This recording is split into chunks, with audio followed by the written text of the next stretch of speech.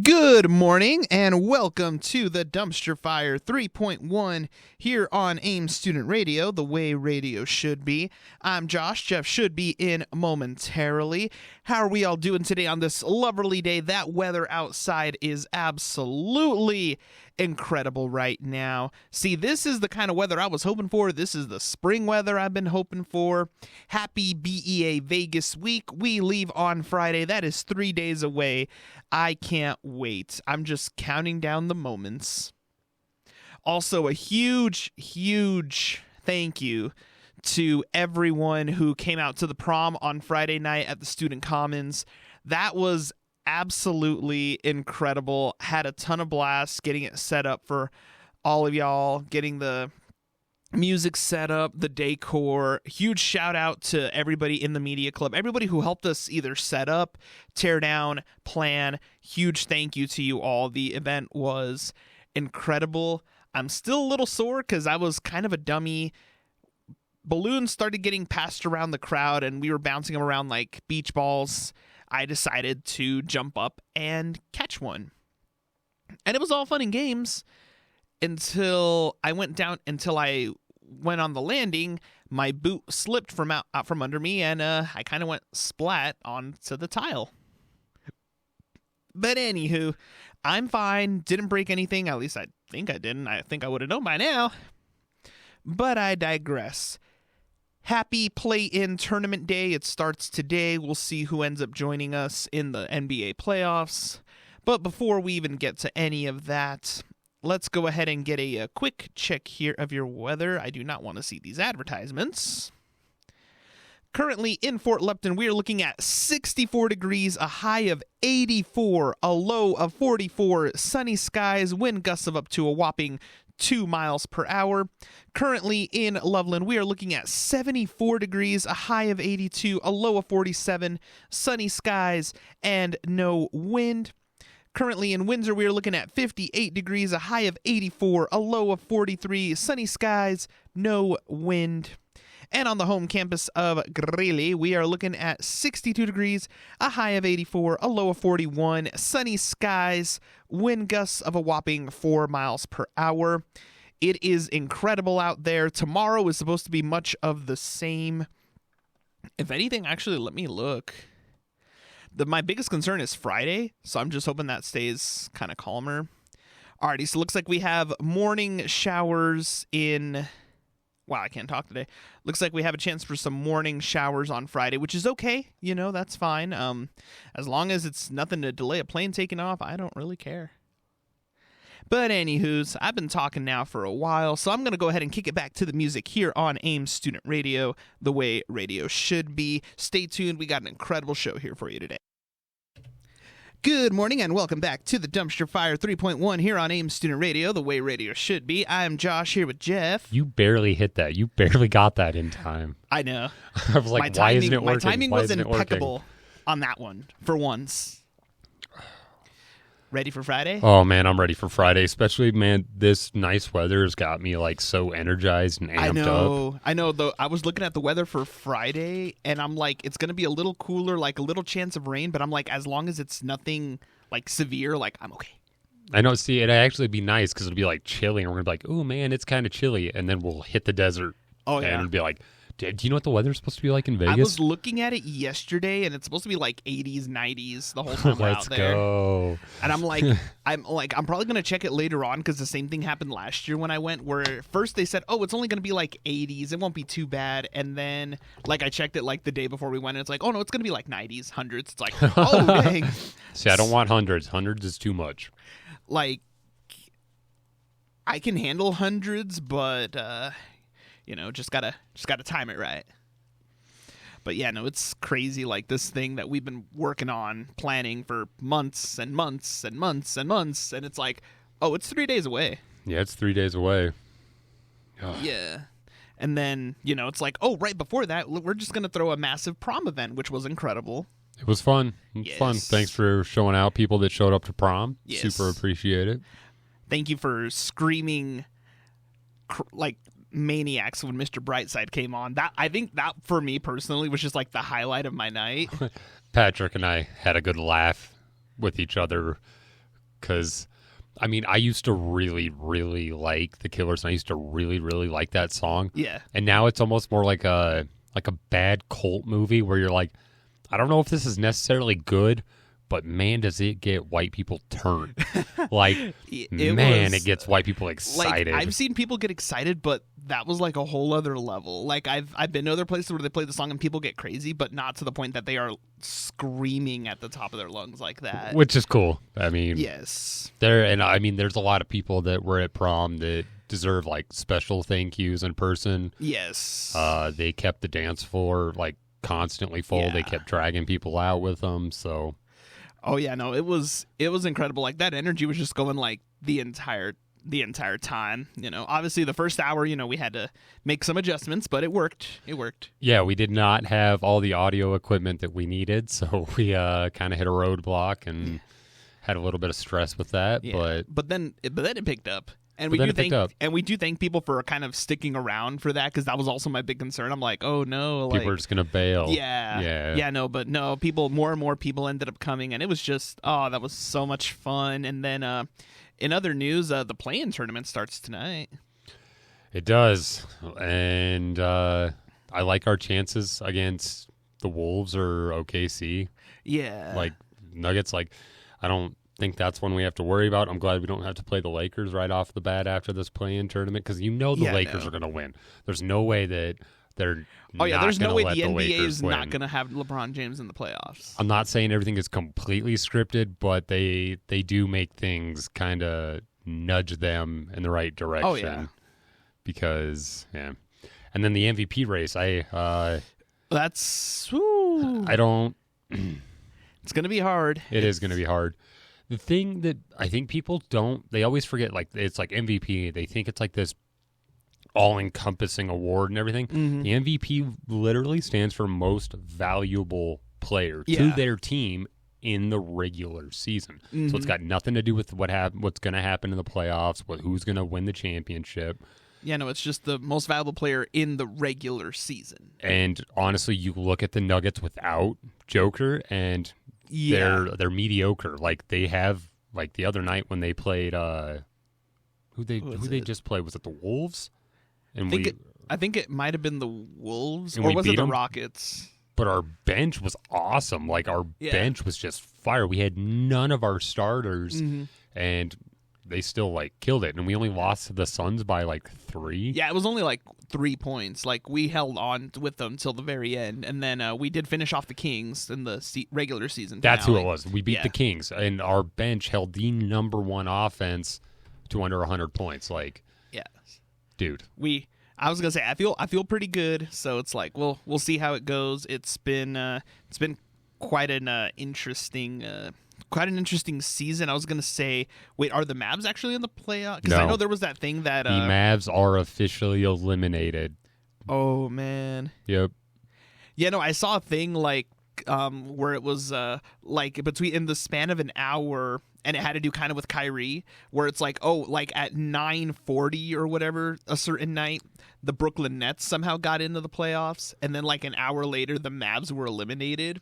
And it was just like, oops. Yeah, it's like the first time in I don't know how long that there isn't an NBA Texas team in the playoffs. So yeah, because I know there was also that thing where a lot of people were like questioning. It's like, wait, why are they benching like a lot of their starters? Why are they pulling like Luka and such in those last games? And it's like, I mean, if you want to make a push for, it's like a playoff run, you kind of want them in there, right? And so I know that the Mavs are under an investigation right now for tanking, basically, because they knew they weren't going to get in the playoffs. So you might as well lose to try to secure that better draft pick, like. Yeah, but I did see, even then, the odds of them scoring the number 1 pick, even with them trying to tank, were still, like, pretty slim. So it's like, what's the point? Yeah, like, what's the point? You might as well win. If it was one of those games, if it was like a situation where if somehow they lost, or if they were bad enough that if they lost, like, they would be, like, guaranteed a pick, then it's like, okay. But it's not. It was only like, even with the tanking, it's only like a 15 or like a 17% chance, something like that they would get that pick. So it's like, it's not, it's not even that sure of a decision anyways, because at the end they could just not get that pick, and it's like, oop, that was a waste. Yeah, it's not like the NFL, because there's so fewer games, so each game matters that much more. And obviously at the end, especially if there's a highly if there's like a super high prospect QB, you will kind of see that, even though they say no, we're against tanking, but you will see teams kind of being like, hey, we want this guy, let's not tank, quote unquote, but let's just not play as good as we hard. Could. Yeah. So, I mean, we've kind of seen that, and then we got the NFL draft in a couple of weeks, so that's going to be interesting. Like, I'm seeing a lot of these mock drafts, and I'm like, well, okay. Yeah, I'm excited for this season. A lot of changes, and it'll be interesting to see how teams adapt.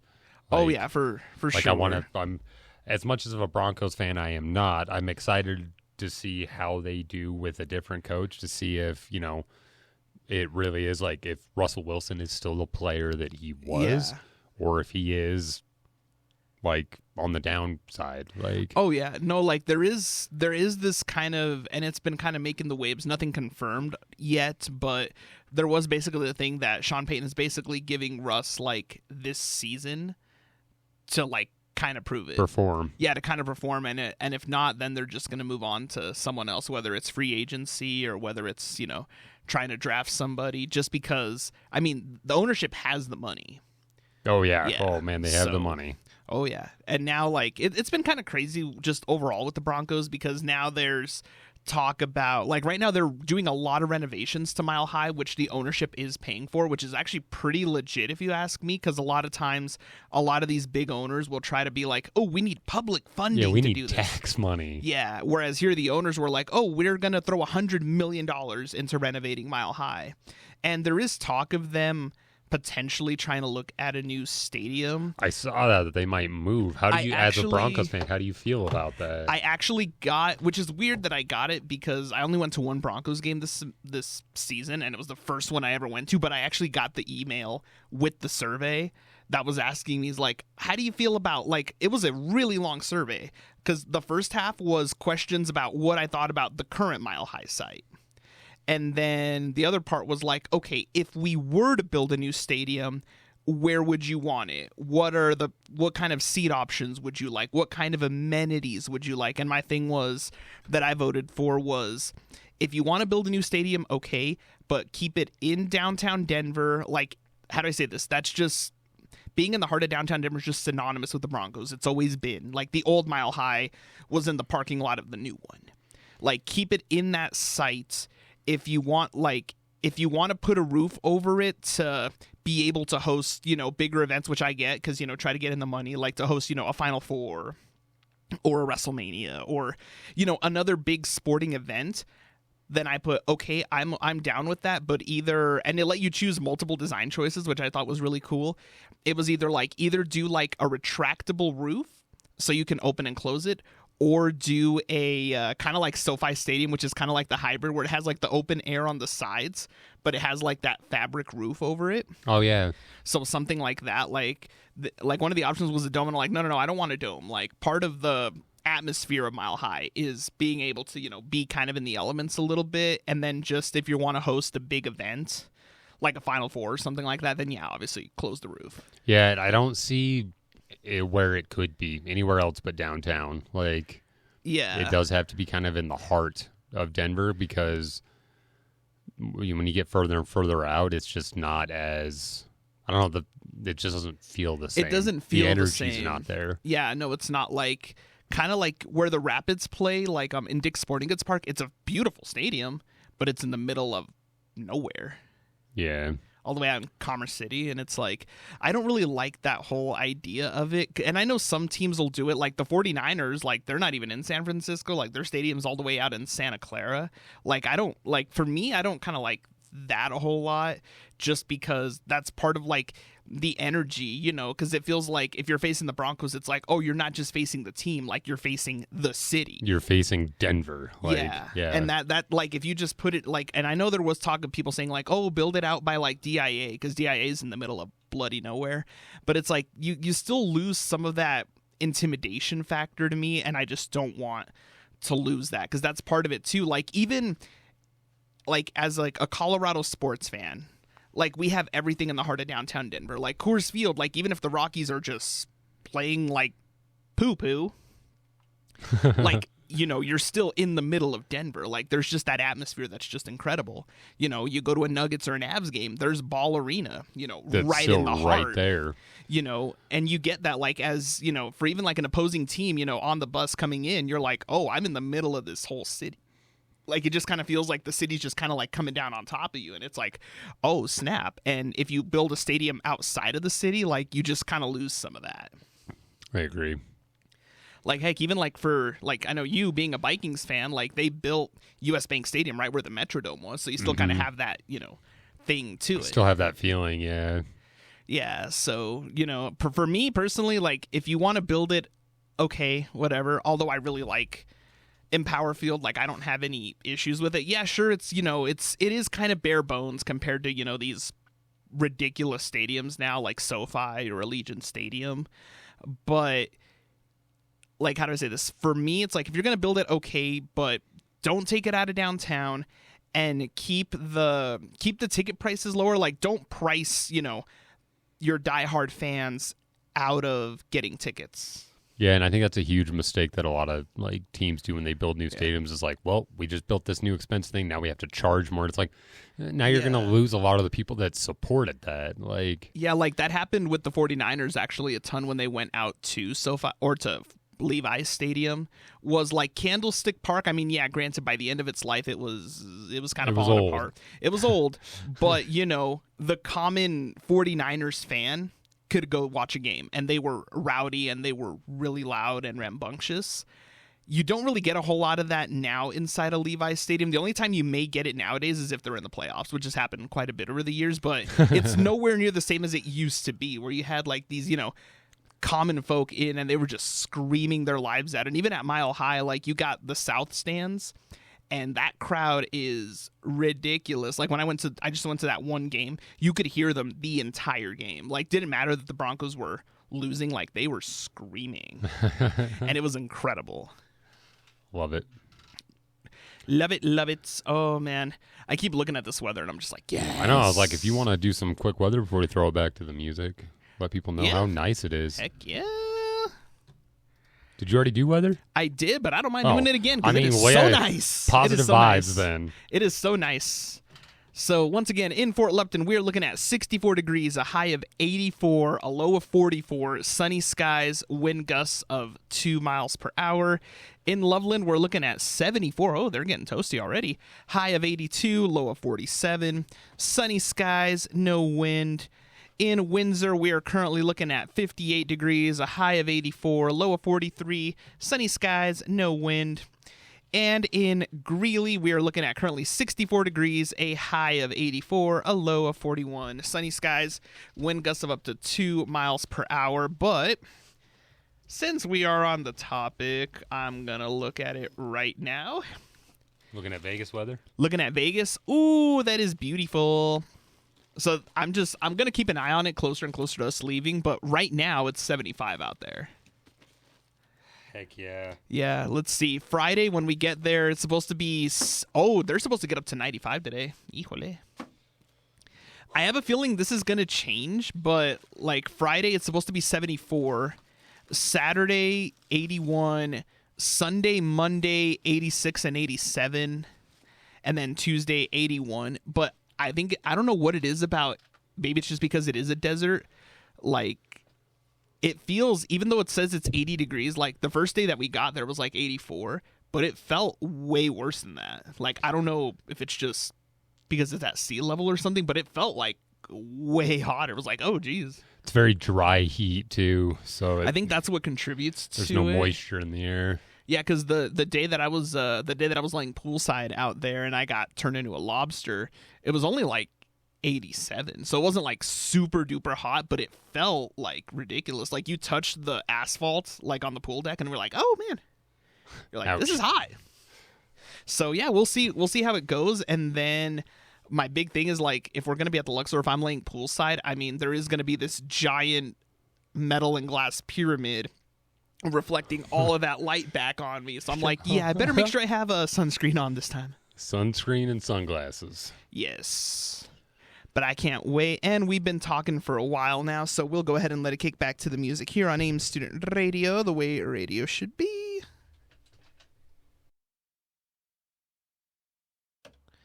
And welcome back to the Dumpster Fire 3.1 here on AIM Student Radio, the way radio should be. I'm Josh. Jeff should be back in momentarily. We're just going to be completely honest here, y'all. We are checked out. But that's okay. You know, it's been a crazy semester right now. We've been planning, obviously this trip to Vegas for months and months and months and months, and now it's here. But right now, if anything, we're just, oh man, seeing a lot of movement out there in the hallways, but that's okay. Right now, actually, there is one thing I actually can go ahead and talk about. We have a big show announcement. It just broke on my Instagram feed. Looks like about an hour ago it was announced. Avenged Sevenfold is coming to the Ball Arena September 28th. They just announced their big tour. Believe they have a new album coming out soon. So that should be, wow, I can't talk today, a bit of a blast. And also announced today, SZA is coming to Ball Arena. Also, let me pull it up here, in October. So September 28th, we have Avenged Sevenfold in the Ball Arena. October 18th, we have SZA in the Ball Arena. Heck, I might try to go see SZA. Whoa, excusez-moi, folks, if anybody heard that. But right now, in terms of concerts and such, there are so many that have been announced just this year. Like this summer over at Empower Field where the Broncos play, we got a lot of them. We have Taylor Swift doing 2 nights in there. We got a George Strait, Little Big Town, and I think Chris Stapleton are doing a show in there. I do know there are other shows that have been announced, but I haven't... I know Ed Sheeran's going to be in Ball Arena as well. And the thing is, as summer gets closer and closer, more and more shows are going to end up being announced. Obviously, Red Rocks, greatest concert venue on the planet, if you ask me. There's shows going on out there all the time. Fall Out Boy is going to be in Fiddler's Green. Blink-182 is going to be inside of Ball Arena. We got Paramore as well. There's just so many shows right now. Hi, Jeff. Hey, so many shows. What? Avenged Sevenfold just announced they're doing a show at Ball Arena.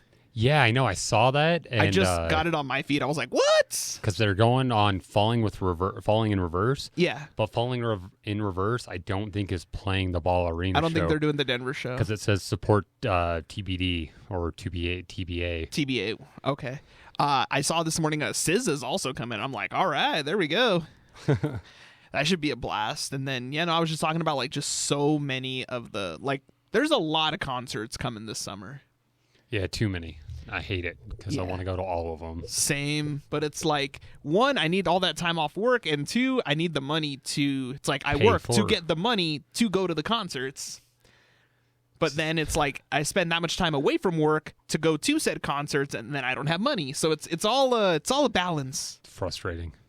It is. And then especially with some there'll be some shows that maybe I don't end up spending a whole lot of money, but then other shows that I'll end up being like, how did I get out of there with $200 worth of merch? And then it's like, oops. You gotta have more control there, buddy. Yeah, no, for last year when I went to go see Billie Eilish, I kind of went stupid on the merch.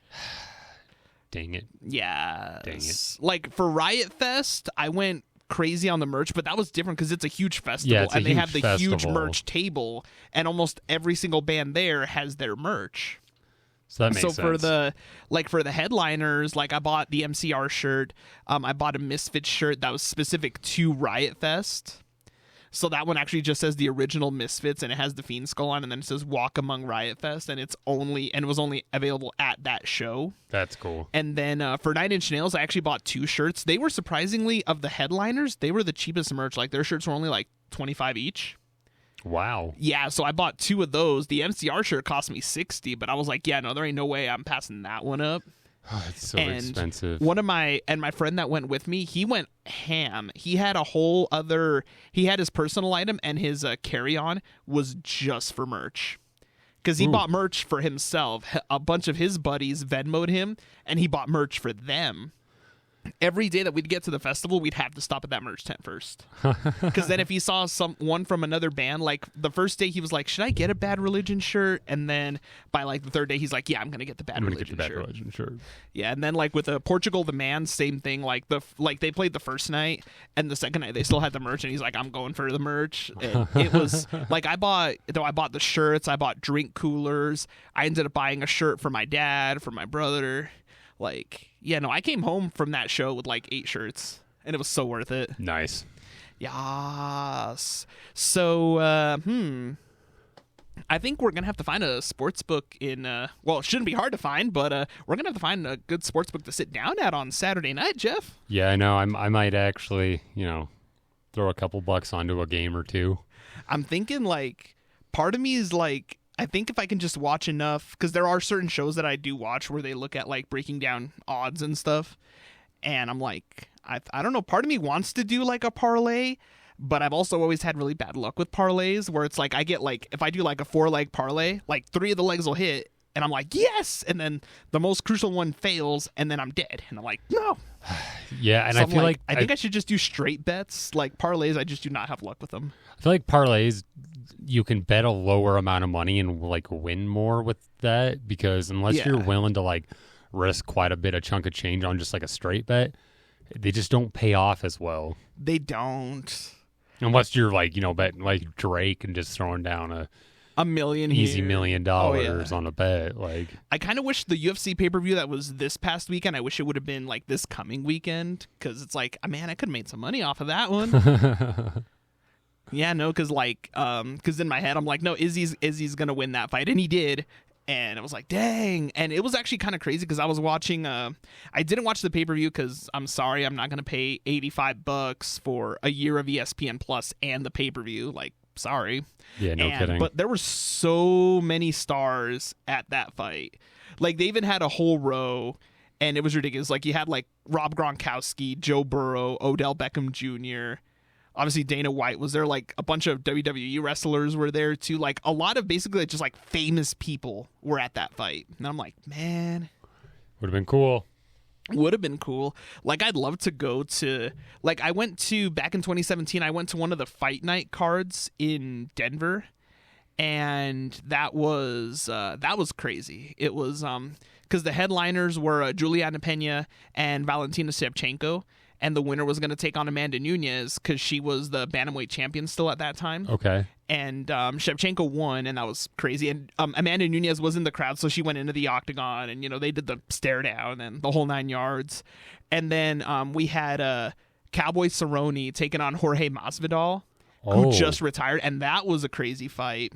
And then we had Francis Ngannou, and this was maybe like his second fight in the UFC, taking on Andrei Arlovsky, and that was terrifying because Francis Ngannou is, even though we were up in the nosebleeds at Ball Arena, like, he is a huge man, and he literally hit Arlovsky with an uppercut, lifted Arlovsky a couple of inches off the ground before he fell, and it's like, and Arlovsky is a very big man too, and it was like, oh, that was when we were like, okay, this man is the real deal. This guy's real.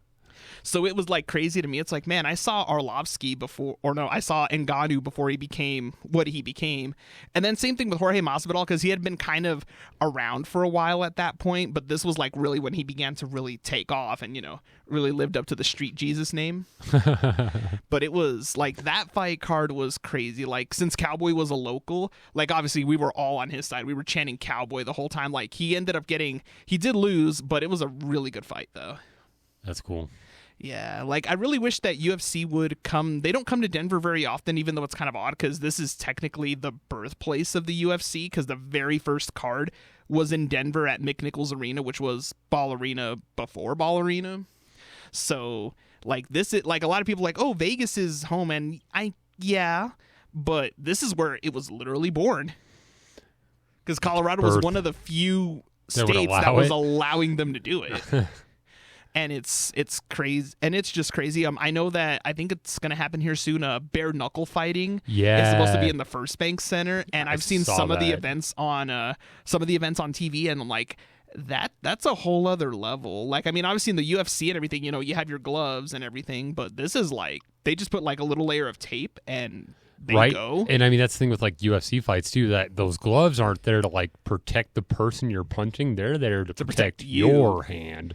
Yeah, no, here in the bare knuckle, it's just like a layer of tape, and that's it. And they just go ham, and I'm like, oh Lord, because I know they just did at the Budweiser Event Center, or maybe it hasn't happened yet. I know they were going to do like Sparta Combat League, which is like more like kickboxing and stuff. And I'm just like, I haven't gone to like a combat sport event in so long, but I know in Wyoming they do a lot of the bare knuckle fights too. So I'm like, man, I gotta, like, if they do one here, or maybe if I have to head out there, like, I just want to see one. Yeah, right. I would love to see just the bare knuckle, because wow, it is brutal. Yeah, it is so brutal. Like, I've been to a ton of wrestling events, obviously, but like, I haven't gone to like an actual combat sports thing in a while. I'd like to go to like a boxing card if I could, but yeah, like, it's like, yeah, let me get into a Canelo fight. Yeah, no, I can't afford that. No. Or if you win the lottery, maybe if you score it big in Vegas, you can buy all those fight tickets you want. Oh my Lord, that would be incredible. Because I know Canelo's next big fight, I know he's doing it, but that one is in Mexico. He is not doing one out here. At least this next one I know isn't here in the US, but a lot of his fights are in Vegas usually, or they're in Texas. Because when he did the one against I think it was against Saunders. Yeah, because I watched that one on DAZN. That one they did at the Cowboys Stadium, and that was crazy. Yeah, either that or, but I want to see, like, how do I say this?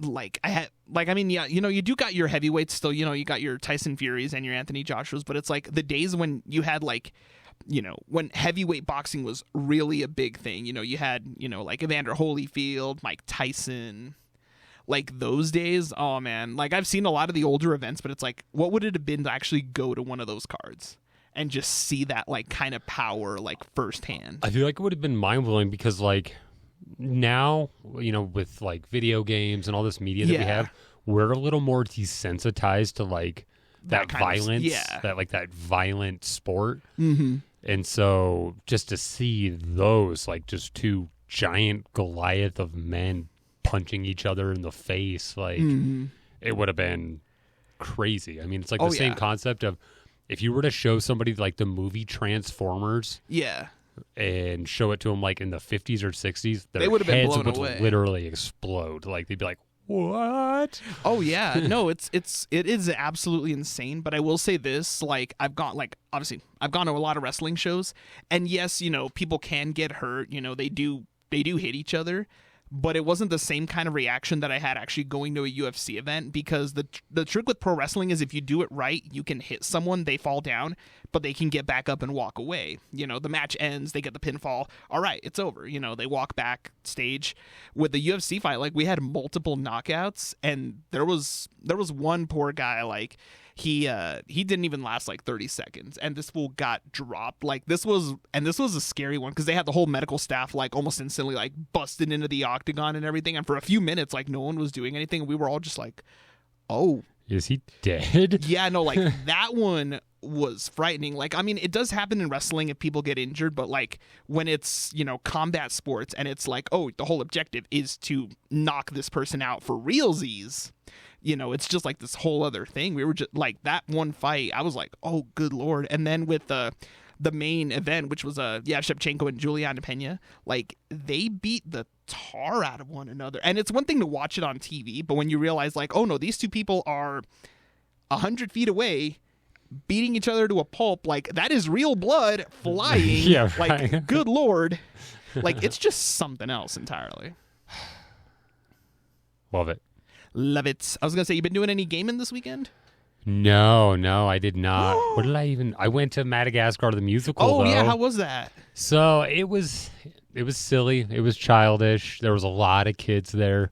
A lot of the actors did really good. The guy that played King Julian was you got amazing. He did. I mean, you have to. That man carries that movie. Yeah, right. And so the guy that did it, yeah, he was amazing. There was like, they broke the fourth wall a couple times. Like, there's this scene where King Julian and one of the lemurs are sitting there watching Alex, the lion? Yeah. Lion, sleep.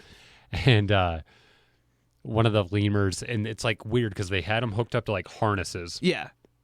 And he kept like sighing, and King Julian kept telling him to like, shh, shh, you're going to wake him. And then there's like some little girl, I think she was kind of talking. Yeah. We couldn't hear her, but the stage obviously could. And King Julian's like, shut up. And then the lemur sighs again, and he's like, what don't you understand about no shh?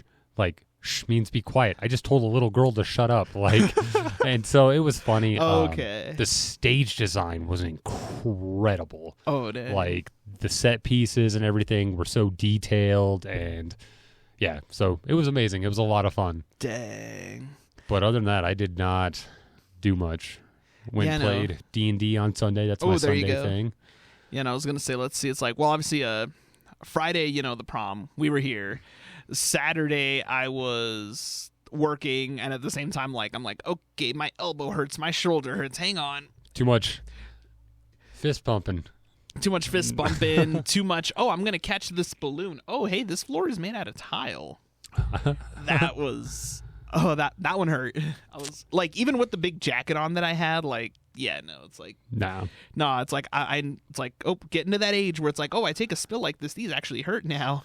All right, I sleep wrong, and my week is ruined. Oh, yeah, and then let's see, Sunday I actually didn't do a whole lot. I gamed, went to the mall, found out they were closed for Easter Sunday, so I was like, dang, but the ice cream shop that I like going to, the one on the outside, was open, so I still went there, got some nachos, got some ice cream, and then it's like went back home and just gamed, a little bit more. Ended up re-downloading Black Ops 3. Nice. Because I realized I had it in my library, and I was like, and I realized I had the Zombies Chronicles DLC, so it had like a bunch of the zombie maps up to that point. So I was like, okay, yeah, I reinstalled it, and I was just doing a bunch of rounds on the zombies, and I was like, man, this was like a different time in Call of Duty, before what it is now, where it's like, if you want to play this game, you have to update it all the time. Oh, you didn't update it? No, you can't play. Yeah. I miss the days when you could just put in a disc and play a game.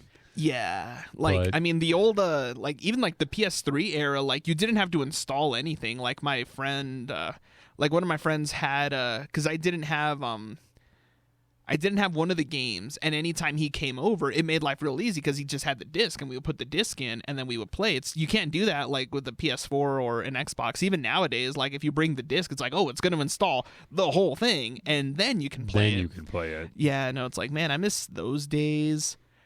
Same. Yeah, and then I miss the days I get, they're trying to do the live service thing, and thankfully you don't have to pay anymore for any of the extra maps that they add, but I hate that they make it a requirement that you have to download it and keep the game so updated to play it, because there have been sometimes on Cold War, and that was the reason I stopped playing for a while, because a lot of the newer maps, I was like, I don't want to play these. But I couldn't not download them, because then the game wouldn't because I would leave the game without updates, and then I try to sign in, and it's like, nope. Not unless you want to update. And I'm like, crud. So that's why I stopped playing it, but thankfully, since that game's a few years old now, they haven't released any new maps for it for a while. So, and the one map I keep doing, because they have a playlist, and it's just called Nuketown 24/7, and that's all I play on it. And I'll occasionally do a team deathmatch on maybe one of the other maps, because there's one that's a frigate, and that one's a lot of fun. But other than that, I just do Nuketown. Nuketown's where it's at. Yeah, but now with Black Ops 3 back on my system, I just do a lot of the old zombie maps, because the newer zombie maps, it's kind of different, because they try to do a hybrid of the old the old way you played zombies, and a Back 4 Blood or a Left 4 Dead kind of thing with the co-op. But for me, I was always so used to just playing it by myself. So I like having those old maps, because then it's like, I just want to jump on, Moon or Kino Dartoin and just start tearing it up. Which, I think it was at Black Ops 2 that had the zombie where you're in the Situation Room. Yeah. No, it was Black Ops 1 where you were in Okay. the Pentagon, and you got to play as Kennedy or whoever. Yeah. Yeah. Yeah, thankfully that one is still available on Xbox. So I have Black Ops 1 on my Xbox, and I downloaded all the DLC for that one, and then I got I have the mood map So Okay, yeah. that one's still a ton of fun. And then I have Black Ops 2 also on my Xbox, and I have a lot of those map packs as well, because you just got to. Good times. Good times. It's like, I'm just saying, like, if they want to make some money, it's like, hey, I'm not going to say no to, remasters of Black Ops 1 and 2. Like, Activision, I know you like doing remasters. You remastered the original Modern Warfare 1 and 2. They haven't touched the original Modern Warfare 3 yet. Like, they haven't remastered it or anything, which was kind of odd. I figured they kind of would, but whatever. It's kind of like with Silent Hill, because, like, right now, the only remake we're getting a Silent Hill is just the second one, which I'm like, okay, because that's still the best one, but, it just feels weird when they kind of remaster stuff out of order, or they do, like, one game. Right? Yeah, I don't know. It's kind of odd. Like, with Dead Space, like, obviously we got the remake of Dead Space, which was incredible. But now it's like, are they going to remaster? Are they going to redo 2 and 3? Or are they just going to leave those? Because, 2 or 3, say what you want, especially about 3. But, because 3 kind of turned Dead Space into Call of Duty. Because then they took out a lot of the horror, and they're just like, oh, blow these aliens up. Yep, I agree. Yeah. But we'll see. We'll see where they go from there.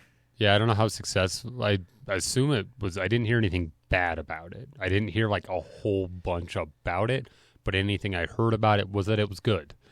Oh yeah, no, like the remake for Dead Space, that one was great because they didn't try to change anything. They just like enhanced the gameplay. Obviously, they upped the visuals. They, added maybe like slightly different controls that are a little bit more modern than compared to the original game. But other than that, it's the same game, and they really took the advancements in graphics and lighting to just make the game just that much scarier. Like something that they couldn't do, like certain lighting techniques you just couldn't do on a PS3 or a 360. Yeah, but the technology just wasn't there. And with the ray tracing and everything, and it just makes the game, like I played the original one way too much, and like doing the remake on my PC, I'm like, this is bloody terrifying. This is scary. Yeah, and even with like the Resident Evil 4 remake, which yes, incredible, because holy smokes, like that one was one where Capcom, because of how insanely popular the original Resident Evil 4 is, like they could not mess that up, because if they did, like people would have their heads. Yeah, that was like there would be fires. Yeah, and they did amazing on that remake. Like they kept obviously the story and everything the same. They expanded like a little bit more. The new controls honestly was probably the best part, because one of the hardest parts of like trying to get people to play the original Resident Evil 4 is that the controls are just so yeah, they're janky. a little wonky. Yeah, but now like with the new control scheme and the fact that you can actually shoot and run, makes the game that much more fun. But at the same time, I feel like it made it harder because the AI is smarter. So now it's like, oh, if you try to run, it's like you got people coming at you from all sides. Whereas in the original game, if you knew where to stand in certain areas, you could line the villagers up and just like hit them, just headshot melee, and just keep taking care of them. But you can't do that a lot in the new one anymore. And they got more creative. Like they have more red barrels kind of spread throughout some of the sections. So then like it's like it makes you play smarter and use the environment way more, because you don't have a whole lot of bullets. So it's like, oh, you can't just mow them down. Mm-hmm. Like you have to kind of think it through. And it's kind of cool, because actually that's how I ended up taking out the chainsaw guy. Like I had him chase me and I saw a tripwire. And I was like, aha. So I just like shot, just like get his attention. I would shoot him like in the shoulders. And then he'd get mad. He'd come running. And then I'm like, okay, tripwire. So I just ducked under the tripwire and I just hid. And he just ran. And I thought he was going to cut it. And I'm like, oh no. But he blew himself up. And I'm just like, aha. Gotcha. Yeah, so it's just been so much fun. A lot of people now are like, are they going to remake 5? Which 5, the control scheme wasn't that bad. I want to see a Code Veronica remake, because that game just does not get any love, awesome. And it should. But we'll see where it goes. Whew. Is that... You got anything? Is that it? Is that all we got? I think that's all we got. Like I said, I am so checked out. I'm going to pack my bags tonight. Oh, my bag's been packed since last Wednesday. Okay, so you're a little more excited than I am. Like, the thing is, because I thought that the recovery process for my mom's surgery was going to be longer. So that Wednesday, she was still in the hospital, and I'm like, I need to do this now because I thought, oh, if this is a situation where we have to have her in the living room and she won't be able to move for a while, like, I'm not going to have time to do anything. Yeah. And then Uno reverse card.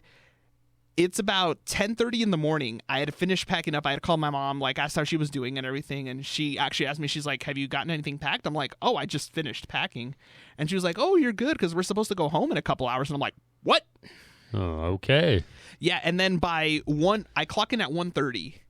At 1:15, I hear the car pull up. So I'm like, oh, well, let me go, help her into the house. And I thought, oh, maybe she's going to sleep in the living room or anything. And they're like, no, we're good. They said that the surgery went really well, so I can go up the stairs. I just have to go up, like, sideways, basically. Yeah. But I'm just like, what the? So then, like, I'm like, I got duped because I was like, oh, I'm not going to have time to do anything. And I'm going to be running around like a headless chicken. It's like, oh, no, I have time.